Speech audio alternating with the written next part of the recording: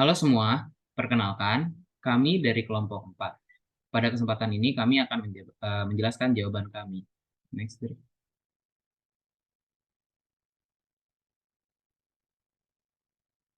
Kelompok kami berisi yang pertama Alisa Zahra Sadia, yang kedua Edric Setiawan, yang ketiga Rasyad Muhammad Ramadan Azuri, yang keempat saya sendiri Yeremi Alexander Manojan Pane, dan yang kelima Zapenat Pamea Joseph Irawan.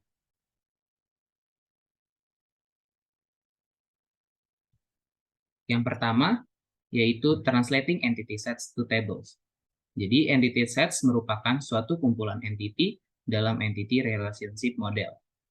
Pada kasus kali ini, kelompok kami mengambil contoh hospital atau rumah sakit, di mana di dalam rumah sakit terdapat dua jenis entity sets yaitu dokter dan pasien, di mana dokter dan pasien masing-masing memiliki atributnya masing-masing. Nah, di sini untuk entity sets dokter, eh, ia memiliki atribut, terdapat 6 atribut, yaitu yang pertama dokter ID, yang kedua dokter name, yang ketiga address, yang keempat phone, yang kelima specialty, dan yang terakhir adalah salary.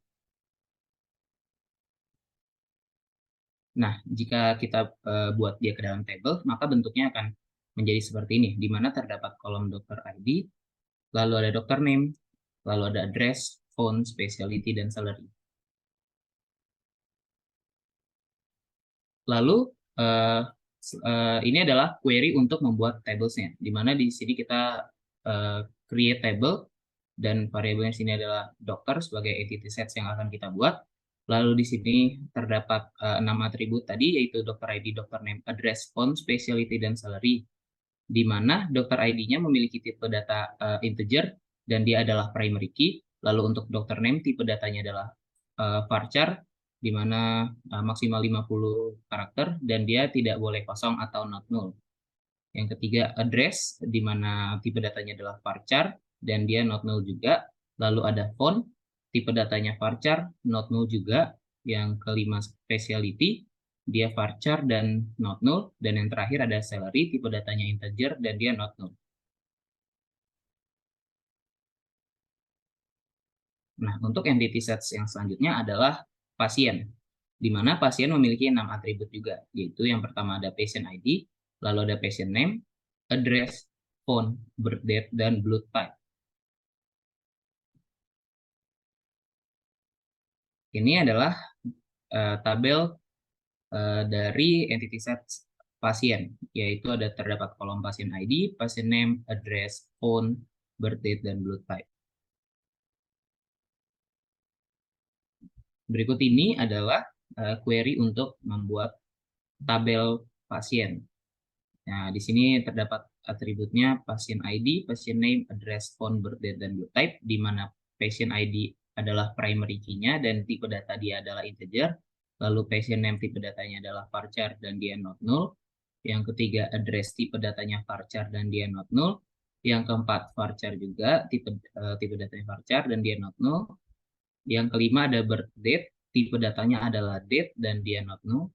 Dan yang terakhir ada blood type, tipe datanya varchar dan dia not null.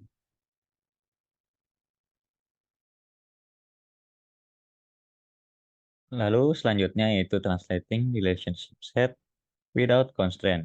Nah, jadi di sini kita menghubungkan pasien dengan dokter yaitu dengan aktivitas rawat inap atau inpatient.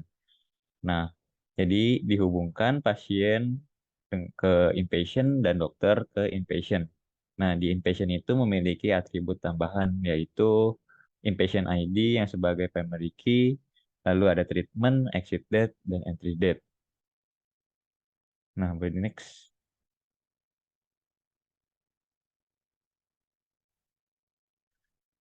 Nah, berikut contoh dari tabel inpatient-nya. Jadi ada inpatient ID, treatment, entry date, dan exit date. Next.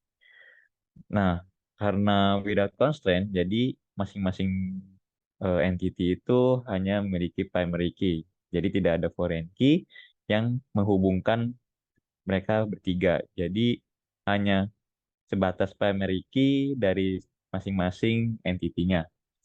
Nah, untuk table dokter untuk entity dokter dan entity patient sudah dijelaskan oleh teman saya sebelumnya, akan tetapi ada beberapa pengurangan yaitu tidak ditambahkan not-no.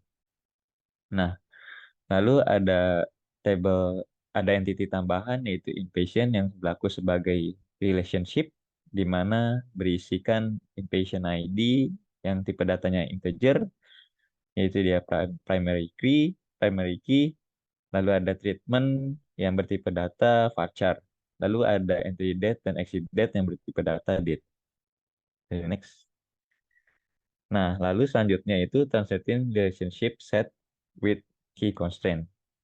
Nah, jadi di sini kita akan menghubungkan pasien dokter ke relationship inpatient. Nah, karena kita menghubungkan with key constraint, jadi bakal ada foreign key yang bermain di dalam diagram ini. Nah, karena mengapa panah dari dokter ke inpatient itu ada tanda panahnya? Nah, karena setiap dokter dapat merawat banyak pasien, akan tetapi pasien setiap pasien tidak memiliki banyak dokter. Jadi keberadaan dokter itu hanya satu saja untuk merawat banyak pasien. Lanjutnya. Nah, karena kita menambahkan foreign key di inpatient-nya itu, jadi bakal ada inpatient ID, patient ID, dokter ID, treatment, entry date, dan exit date. Nah, untuk penambahan constraint itu, jadi table untuk entity dokter dan pasien itu sama seperti sebelumnya, akan tetapi untuk inpatient itu eh, ada penambahan yaitu foreign key, di mana foreign key-nya itu patient ID dan dokter ID. Nah, patient ID ini merujuk kepada entity patient dengan yang beratribut patient ID. Lalu untuk dokter ID itu merujuk ke entity dokter yang beratribut dokter ID. Next. Oke, selanjutnya ada translating relationship set with participation constraint. Nah, participant constraint itu terbagi dua. Yang pertama ada total participation constraint, yaitu keberadaan suatu entity tergantung pada hubungannya dengan entity lain, yang ditandai dengan dua garis penghubung. Yang kedua ada partial participation, yaitu keberadaan suatu entity tidak tergantung pada hubungan dengan entity lain, yang ditandai dengan garis satu. Nah, di sini ada entity patient dengan atribut address, birth date, blood type, patient name, phone, dan patient ID sebagai primary key. Memiliki relationship set dengan entity registration yang atributnya date dan purpose. Kemudian untuk entity staff yang memiliki atribut staff name, position, dan staff ID sebagai primary key tidak harus melakukan registration. Next.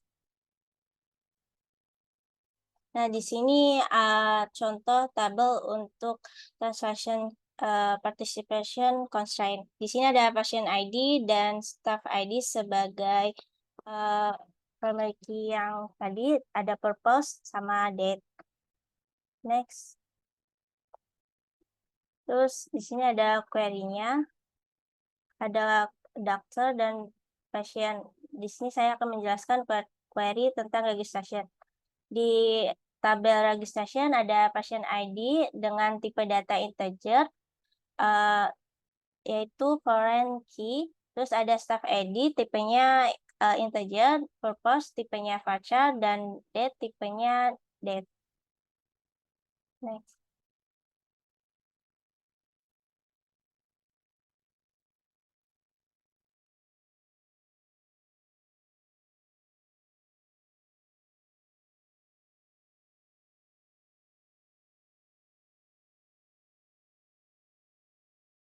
Nah, selanjutnya yaitu translating weak entity set. Weak entity itu merupakan suatu entity yang keberadaannya itu sangat bergantung dari keberadaan suatu entity lain. Nah, entity itu merupakan induknya, yang biasa juga disebut sebagai identifying owner, dan relationship-nya itu disebut sebagai identifying relationship. Nah, weak entity ini selalu mempunyai total participation constraint terhadap identifying owner-nya. Nah, dalam contoh kelompok kami ini, mmm, entity insurance itu sangat bergantung keberadaannya terhadap entity patient. Nah, patient itu kan pasti ada 2 jenis ya, ada yang bayar pakai insurance, ada juga yang bayar, mandiri gitu ya. Nah, tapi kalau misalkan nggak ada pasien yang istilahnya dalam tanda kutip nggak pakai insurance, pasti insurance ini entity-nya nggak bakal kepakai. Nah, jadi entity insurance ini sangat bergantung dengan entity patient, terutama patient yang, menggunakan insurance sebagai metode pembayaran mereka, dalam pembayaran rumah sakit. Nah, berikutnya untuk query-nya ada 2 entity ya, yaitu patient dan juga insurance. Untuk entity patient ini, pembuatan tabelnya bisa dibilang sama dengan yang sudah dijelaskan oleh teman-teman saya tadi. Nah, kemudian untuk tabel insurance ini ada patient ID ya dengan tipe datanya yaitu integer, sebagai foreign key-nya dan insurance name-nya ini juga sebagai foreign key-nya dengan tipe datanya varchar dan juga tipenya ini tipe datanya varchar dan expire date-nya ini tipe datanya date dan semua atribut dalam insurance ini, not null artinya tidak boleh kosong, harus ada isinya semua.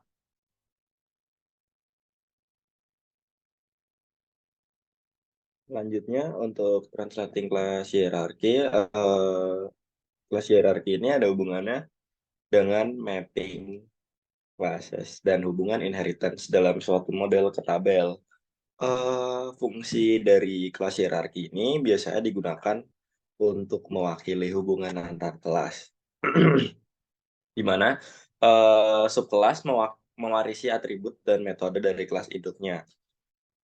Subkelas kemudian dapat menambahkan atribut dan metodenya sendiri atau menimpanya dari kelas induknya. Nah, dalam kelompok kita ini, subkelas kita yaitu general dan insurance itu kita tidak mewarisi atribut dan metode dari kelas induknya, melainkan kami menambahkan atribut dan metode sendiri pada general atribut pada sendiri. Pada general atributnya yaitu invoice number, lalu ada insurance yaitu insurance name, type, dan expired date. Nah, untuk ini untuk mendefinisikan, bagian dari jadi general dan insurance itu bagian dari pasien patient. Boleh next. Nah, untuk query-nya, untuk patient ini udah dijelaskan tadi. Kalau untuk yang general, mirip-mirip lah, untuk yang general ini ada patient ID dengan tipe integer dan tidak boleh null, dan untuk insurance ini ada patient ID sama sih untuk atributnya. Lalu insurance name dengan varchar not null. Lalu expired date itu menggunakan tipe data date dan not null.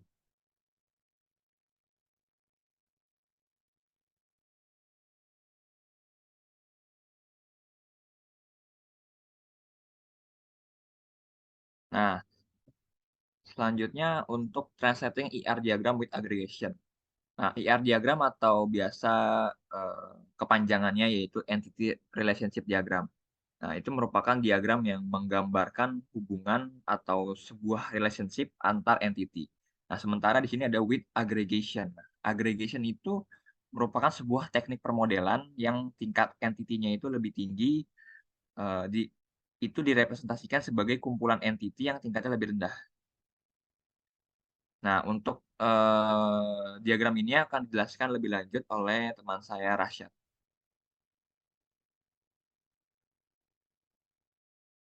Nah, untuk dari contoh kami itu, jadi eh, pasien dan dokter itu memiliki hubungan dengan rawat inap. Nah, kita menggabungkan ketiga tersebut menjadi satu karena eh, hubungan mereka itu lebih lebih rendah daripada hubungan monitor dengan stafnya. Jadi kita satukan pasien, dokter, dan inpatient itu menjadi satu, lalu agar staf itu dapat memonitor seluruhnya. Jadi staf dapat memonitor inpatient, pasien, dan dokter.